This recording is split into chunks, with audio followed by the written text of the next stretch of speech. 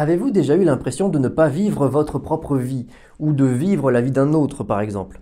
Eh bien, c'est tout l'objet ici du 12e chapitre du livre Les lois de la nature humaine, écrit par Robert Greene.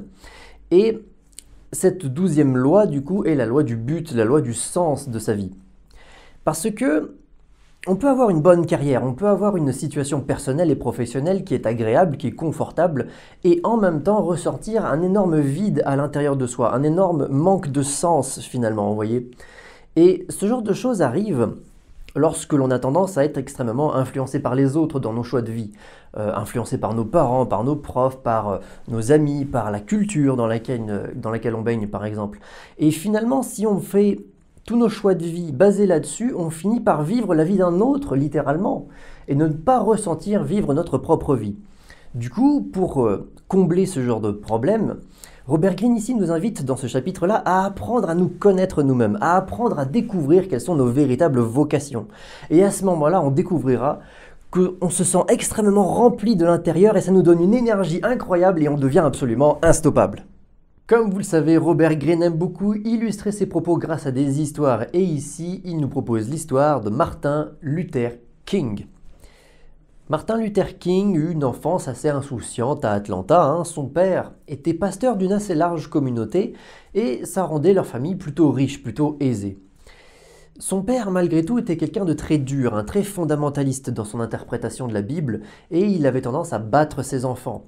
Non pas par méchanceté ni par hostilité, il adorait ses enfants, mais il pensait que c'était véritablement une bonne façon d'éduquer ses enfants, de sorte que Martin et ses frères se faisaient battre jusqu'à leurs 15 ans en fait.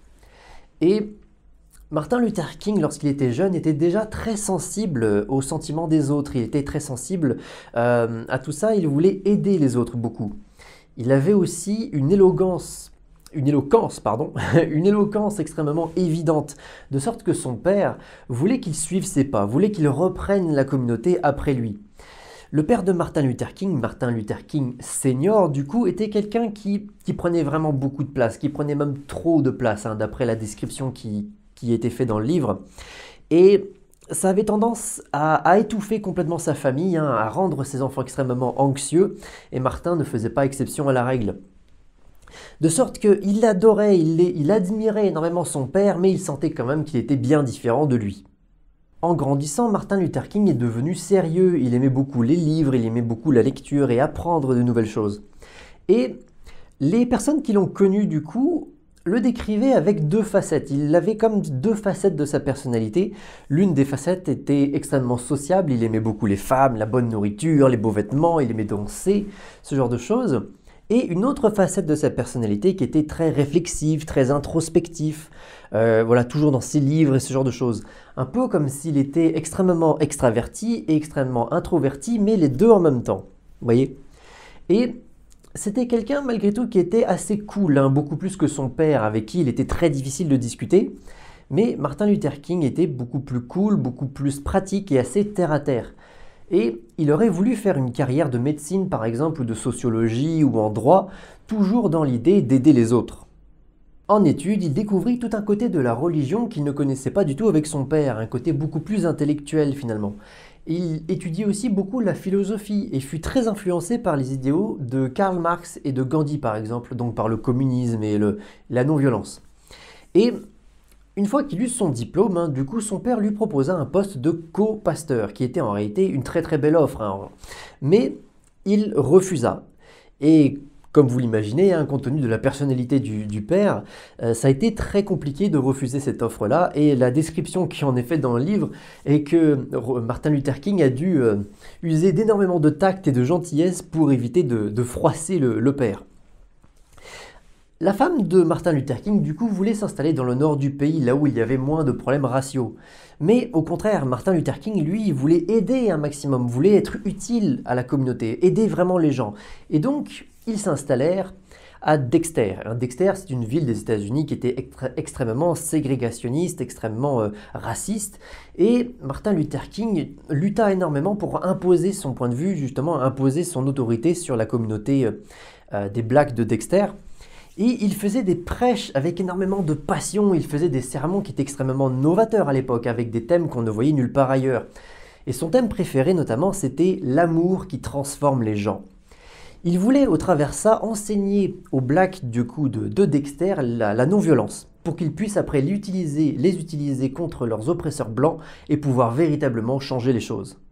Et en 1955, Rosa Parks refusa de céder sa place à un blanc dans un bus de Montgomery. Et cet événement-là a mis le feu aux poudres dans les différentes communautés de la ville. Petite mise en contexte. On est dans les années 50 aux États-Unis, donc la ségrégation raciale bat son plein évidemment. Dans les bus en particulier, les noirs doivent aller à l'arrière du bus et les blancs à l'avant. Et évidemment, les blancs sont largement privilégiés. Par exemple, lorsqu'un noir vient acheter son ticket de bus au chauffeur à l'avant du bus, il n'a pas le droit de traverser l'entièreté du bus parce qu'il n'a pas le droit de traverser les places pour les blancs, ne serait-ce que les traverser. Ils sont censés descendre du bus pour prendre la porte qui est à l'arrière du bus pour retourner dans leur partie. Évidemment, assez souvent, ce qui se passait, c'est qu'une fois qu'ils avaient acheté leur billet, ils sortaient du bus, le chauffeur fermait les portes et s'en allait avant que celui-ci ait le temps de remonter. Bref, il y avait plein de choses comme ça, et évidemment, lorsque le bus était complètement bondé, les noirs devaient céder leur place aux blancs qui montaient à bord.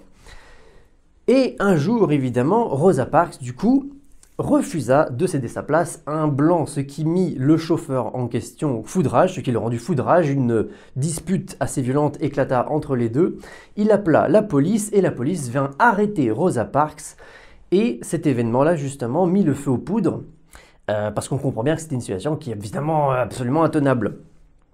Et donc, toute la communauté noire du coup de Montgomery faisait des boycotts des bus. Ils n'utilisaient plus du tout le bus en signe de protestation évidemment contre ce problème-là. Et ils appelèrent Martin Luther King justement pour prendre la tête de ce mouvement. C'était un mouvement extrêmement difficile puisque les contestations grandissait petit à petit, ça a duré plus d'1 an, il y avait des noirs qui étaient tués, puisqu'il y avait tout un tas de suprémacistes blancs qui faisaient des attentats contre les noirs justement en se disant mais comment est-ce qu'ils peuvent revendiquer ce genre de choses et donc voilà, il y avait vraiment des contestations assez importantes. Là-dessus, Martin Luther King, lui, développait à fond justement son idée de la non-violence. Au contraire, il fallait faire des actions non-violentes pour protester contre cette oppression-là. Et voyant son succès auprès de la communauté noire, justement, eh bien, les autorités de la ville commencèrent à avoir peur de Martin Luther King et lancèrent des rumeurs à son sujet, comme quoi il serait communiste. Bah oui, on est dans les années 50 aux États-Unis, la seule chose qui est pire que d'être noir, c'est d'être communiste. Bref, Martin Luther King, du coup, reçut de plus en plus de menaces de mort et la seule chose positive à ce niveau-là, c'est que ça a permis de montrer ce combat-là au niveau national dans la presse. Martin, du coup, se fit arrêter pour excès de vitesse. Je mets ça entre guillemets parce que on ne sait pas vraiment si ça a eu lieu et on a même de gros doutes sur le fait que ça ait été le cas. C'est plutôt la police qui a trouvé un moyen de le mettre en prison pour un moyen ou un autre. Toujours est-il qu'il a été mis en cellule avec les pires criminels de la ville. Une fois qu'il est sorti, il a reçu encore plus de menaces de mort qu'auparavant. La tension était vraiment extrêmement importante et on comprend que dans une situation de critique comme ça, son moral était en berne, il était complètement perdu et il se remit lui-même énormément en question. Et notamment au niveau religieux. C'est-à-dire qu'il s'est rendu compte qu'il avait juste hérité de la croyance de son père en fait, mais qu'il n'avait jamais lui-même communiqué directement avec Dieu. Et du coup, il s'adressa à Dieu en lui disant « Seigneur, je confesse que je suis faible maintenant, en déclin, je perds courage. Et je ne peux laisser les gens me voir comme ça, ils deviendraient faibles aussi. » Et à ce moment-là, il entendit une voix venant de l'intérieur de lui-même pour lui dire « Martin Luther, lève-toi pour la vertu, lève-toi pour la justice, lève-toi pour la vérité, et alors je serai avec toi jusqu'à la fin du monde. » Et il était persuadé que cette voix venait de Dieu en personne, ce qui le soulagea profondément et instantanément. Tous ses doutes et ses anxiétés s'envolèrent complètement. Mais malgré tout, quelques jours plus tard, des groupes de suprémacistes blancs firent des attentats à la bombe incendiaire sur sa maison ainsi que sur celle de l'avocat de Rosa Parks, et elle fut complètement détruite. Heureusement, la famille de Martin Luther King n'a pas été touchée, mais autour des décombres, évidemment, toute une foule de noirs en colère se réunirent autour des décombres, évidemment, pour crier justice. Et c'est là que Martin Luther King leur dit « Nous ne sommes pas les partisans de la violence, nous voulons aimer nos ennemis. Je veux que vous aimiez nos ennemis, que vous soyez bons avec eux et leur faire savoir qu'on les aime. » Les mois qui suivirent ont été extrêmement compliqués, hein. Il était très difficile pour eux de maintenir la pression sur le gouvernement local. Mais au final, les efforts ont fini par payer car un an plus tard, en 1956, une décision de la Cour de justice de la Cour suprême des États-Unis a interdit la ségrégation dans les bus à Montgomery. Et le 18 décembre 1956, Martin Luther King fut le premier passager dans les bus de Montgomery, ce qui fit de lui un emblème national, avec les menaces de mort qui vont avec. Il participa à plusieurs grandes campagnes de déségrégation en Géorgie, mais ça ne marchait pas forcément à tous les coups. Par exemple, dans la ville d'Albany, le chef de la police et le maire montraient un calme particulièrement exagéré, justement pour contraster avec les discours de Martin Luther King qui étaient particulièrement passionnés, de sorte que ça faisait aux yeux de la presse de lui un extrémiste. Ce qui rendit Martin Luther King profondément déprimé, complètement dépressif de ne pas avoir réussi à sortir de la ségrégation. Et malgré tout, il a réussi à retrouver son courage et à se dire que si on veut vraiment changer les choses, il faut redoubler d'efforts encore plus finalement. Parce que le but de Martin Luther King était de réussir à toucher les blancs non racistes, les blancs modérés. Parce que le traitement des noirs, le racisme contre les noirs était complètement invisible aux yeux des blancs modérés. L'idée du coup pour lui était d'utiliser la presse, la télévision en particulier, pour créer un sentiment d'outrage dans l'opinion publique. Le fait de voir des noirs, des groupes, des foules de noirs pacifistes se faire violenter par des policiers blancs créait un sentiment d'outrage dans l'opinion qui forçait le gouvernement fédéral à réagir. Le plan de Martin Luther King était de maintenir la pression dans la rue en permanence pour pouvoir, au bout d'un moment, même lors des négociations, obliger les gouvernements locaux à abroger la ségrégation. Et ce fut là les plus grands exploits de Martin Luther King.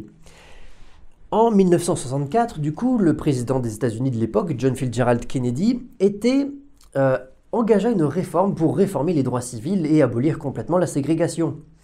Et Martin Luther King fut reconnu le leader du mouvement global des droits civiques. Tout ceci ont amené Martin Luther King à obtenir le prix Nobel de la paix le 14 octobre 1964 et fit de lui le plus jeune récipiendaire de l'histoire de cette médaille à l'âge de 35 ans. Cela fit de King évidemment une cible pour les conservateurs. En plus de ça, il y avait beaucoup de jalousie contre lui, il a été mis sous écoute et après l'assassinat de Kennedy, les violences contre les Noirs repartaient à la hausse. En plus de ça, évidemment, un nouveau mouvement noir contestataire est apparu, dirigé par Malcolm X, qui était donc opposé à celui de Martin Luther King, qui avait pourtant mis tellement d'efforts pour réussir à réunir tout le monde que cela le mit dans une grande déprime. À l'époque, les gens de son équipe se rappelaient de ce qu'il avait dit à ce moment-là. Trop de gens voient le pouvoir et l'amour comme opposés, mais chacun permet à l'autre de se réaliser. Le pouvoir sans amour, c'est de la témérité, et l'amour sans le pouvoir est du sentimentalisme. L'interprétation que Robert Greene fait de cette histoire est que Martin Luther King avait deux facettes de sa personnalité, l'une très sociable, comme on a vu, et l'autre très introspective et beaucoup plus sensible.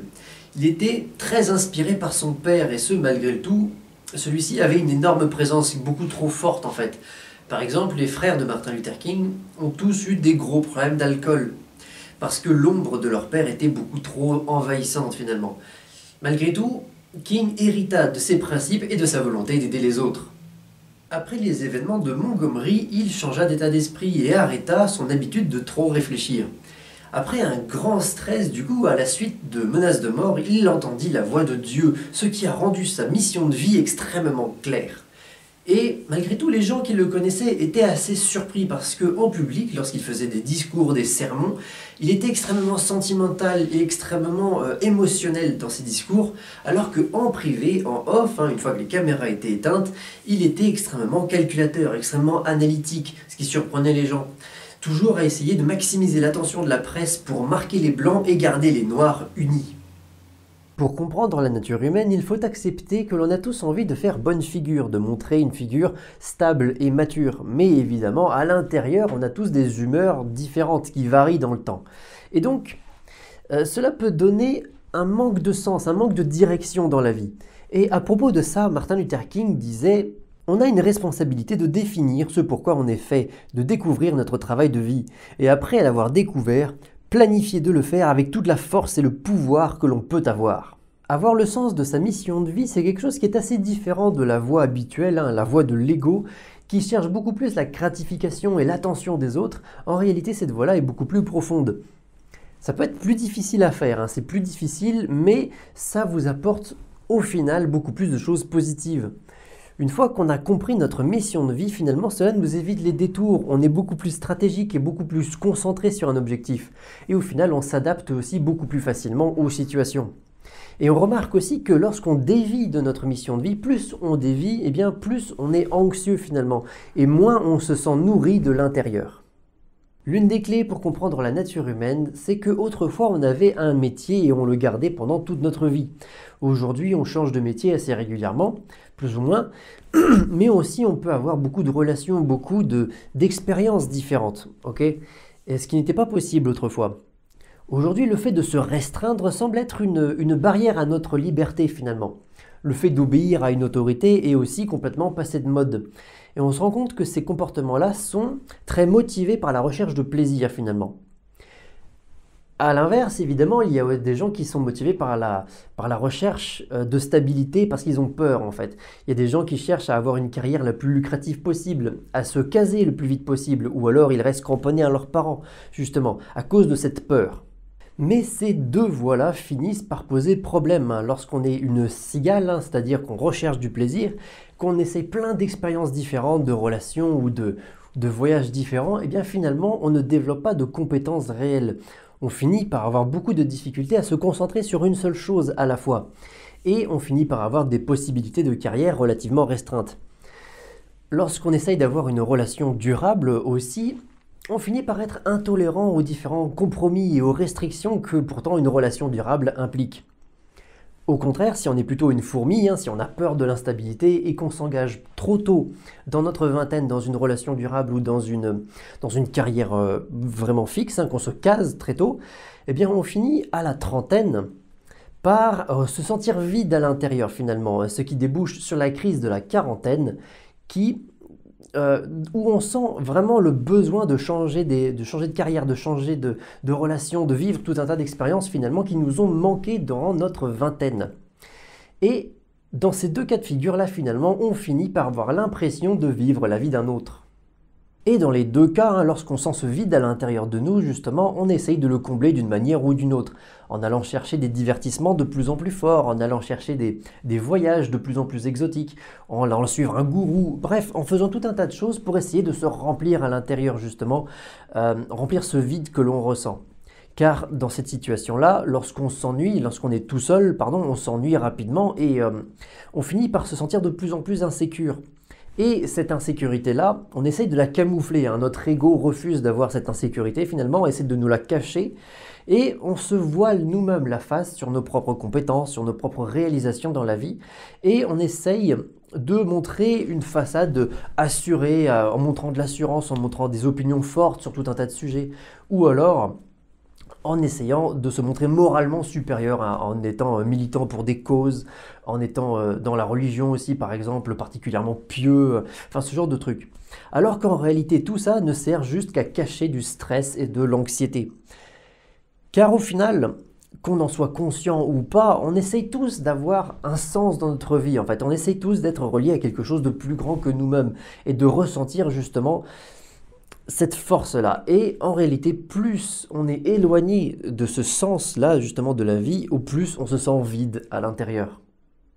Il faut comprendre que ce sentiment n'est la faute de personne, finalement. C'est quelque chose qui est tout à fait normal lorsqu'on vit dans une époque de grands changements. Autrefois, les systèmes religieux permettaient justement de se sentir connecté à quelque chose de plus grand que nous. Et permettait aussi la cohésion sociale. Par exemple, lorsqu'on travaillait dans les villages en France à l'époque, lorsqu'on travaillait pendant la semaine, on allait à la messe le dimanche et c'est à ce moment-là qu'on rencontrait beaucoup de gens en fait. C'était un lieu social extrêmement fort. Et aujourd'hui, toutes ces choses-là ont disparu, ou en tout cas quasiment disparu complètement. Sauf qu'en réalité, on en a besoin. Mais on a moyen bien sûr de trouver notre propre but dans la vie, notre propre but individuel. Parce que nous sommes tous différents évidemment, nous avons tous un ADN propre, une expérience de vie propre, une façon de penser qui nous est propre à nous-mêmes. Et donc nos buts dans la vie seront différents d'une personne à l'autre évidemment. Et d'ailleurs Robert Greene ici précise que les sociétés qui ont eu le plus de prospérité dans l'histoire sont celles qui ont eu justement la capacité d'exploiter toute cette diversité-là qu'il y a entre les gens. Il parle par exemple de la dynastie Song, de la Silicon Valley, de la Grèce antique ou même de la Renaissance italienne. Et au contraire, lorsqu'on est dans des régimes très autoritaires ou dictatoriaux, il y a tellement de règles et d'anxiété, de stress dans la population que cela tue complètement toute la créativité possible et il n'y a pas de nouveautés qui émergent. Et justement, le but de Robert Greene ici, c'est de nous inciter véritablement à suivre nos inclinaisons naturelles ainsi que nos points forts naturels. On a tous un côté où on est plus fort dans certains domaines plutôt que d'autres, et ce naturellement en fait, évidemment. L'idée ici, c'est de canaliser nos points forts sur nos inclinaisons naturelles pour développer des compétences qui nous seront propres à nous-mêmes finalement, qui nous seront uniques. Et grâce à ça, on pourra contribuer à enrichir toute cette diversité dans la société, la faire prospérer bien sûr et nous faire prospérer nous-mêmes. Et ce côté unique de tout à chacun est tout à fait évident lors de notre enfance par exemple, où on n'est pas du tout influencé par les autres. Et justement, on est beaucoup plus facilement attiré par des activités en particulier qui nous font vraiment plaisir tout simplement. Et c'est ce que Robert Greene appelle notre inclinaison primaire. Et justement, cette inclinaison primaire, lorsqu'on grandit, elle est complètement noyée dans notre culture, par toutes les influences qu'on a autour de nous, par nos parents, par nos professeurs, par notre famille, par les autres. Bref, tout ça brouille un petit peu justement notre inclinaison. On nous dit quoi aimer, qu'est-ce qui est cool, ce genre de choses. Et nos goûts se conforment petit à petit à la culture dans laquelle on évolue.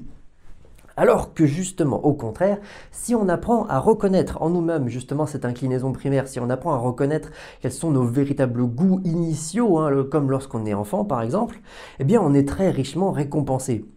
Parce qu'on aura une vision alors beaucoup plus claire de notre propre but dans la vie, on sera aussi beaucoup plus facilement concentré sur ce qu'on veut faire, beaucoup plus justement dans cet état de flow, vous savez, qui nous permet de nous sentir complètement alignés avec notre but, avec nous-mêmes, et c'est un état qui nous fait complètement oublier toutes nos insécurités. Pour Robert Greene, notre but dans la vie, justement, c'est comme un objectif à atteindre, justement, un objectif à long terme. Et si on pense trop à la distance qu'il nous faut parcourir pour atteindre cet objectif-là, on va se sentir complètement surchargé. C'est quelque chose qui est énorme, évidemment, et donc, si on compare notre situation actuelle avec cet objectif-là, on va juste pas le faire. Et donc, l'idée, c'est de découper cet objectif-là en tout un tas de petites actions à réaliser, peut-être toutes les semaines par exemple. Toutes les semaines, vous vous dites, tiens, je vais me donner une après-midi ou peut-être une journée complète si vous avez le temps pour travailler sur mes objectifs à long terme, sur mon but véritable dans la vie. Eh bien, sur le long terme, ça va avoir des effets très très positifs. L'idée étant de garder un petit sentiment d'urgence en permanence pour pouvoir progresser et continuer à progresser. Comme disait Confucius d'ailleurs, il n'est pas nécessaire d'aller vite, le tout est de ne pas s'arrêter. Et c'est ce que Robert Greene reprend ici aussi. L'idée, c'est qu'il faut toujours rester actif dans le corps et dans l'esprit pour continuer le mouvement en permanence.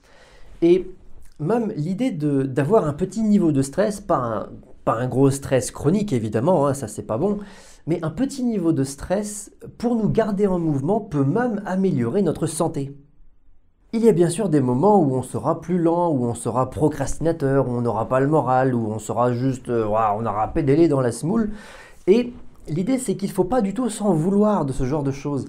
Ces moments-là sont tout à fait normaux. Et par exemple, pour reprendre l'histoire de Martin Luther King, après les événements d'Albany, il était tombé dans une grosse déprime parce que vraiment ça n'avait pas du tout marché, son plan anti-ségrégation, ça n'avait pas marché du tout, et en plus des menaces de mort et tout ça. Mais malgré tout, il réussit à rebondir sur cet événement-là et à ressortir encore plus fort justement de cet événement.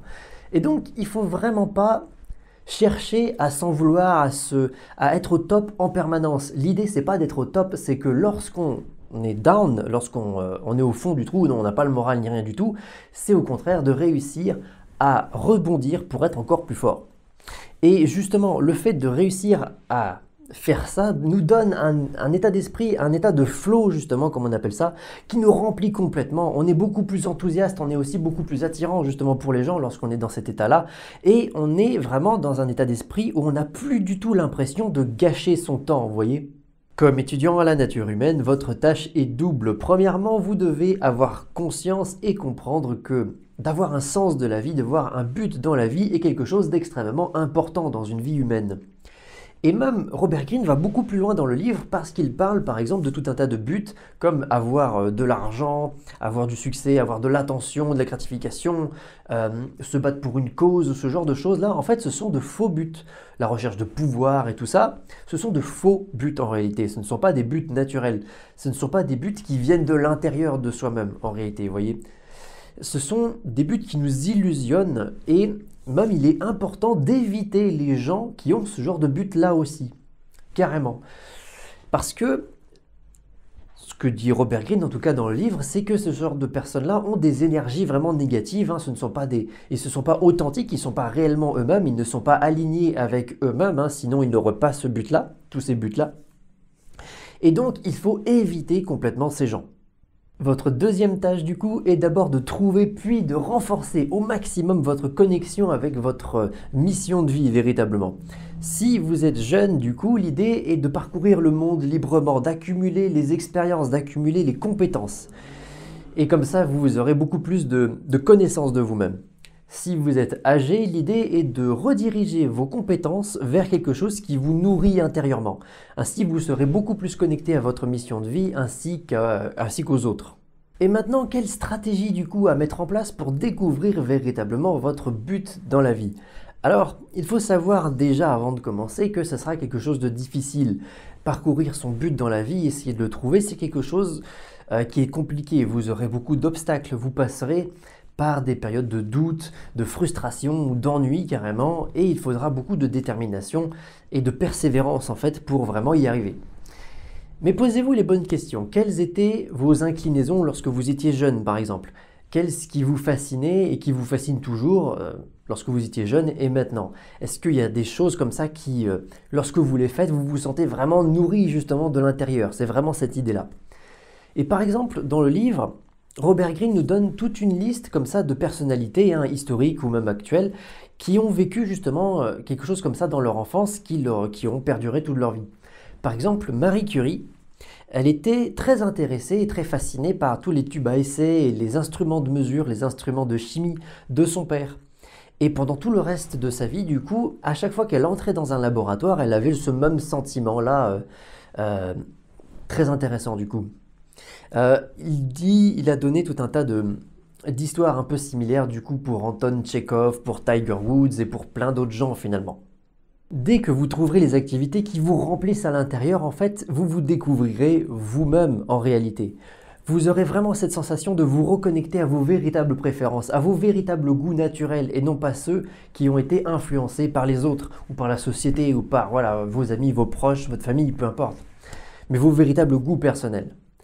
Et rappelez-vous bien une chose, c'est que de tous les témoignages de ceux qui vivent ce genre de choses-là, racontent tous exactement la même chose. Ce ne sont pas eux qui ont choisi leur mission, ce sont les missions qui les ont choisies eux. À méditer. Et sur ce, on en a fini avec la loi numéro 12 du livre, les lois de la nature humaine, et on se retrouvera la prochaine fois pour la loi numéro 13, dont j'ai complètement oublié le nom maintenant, mais on verra ça la prochaine fois. Salut!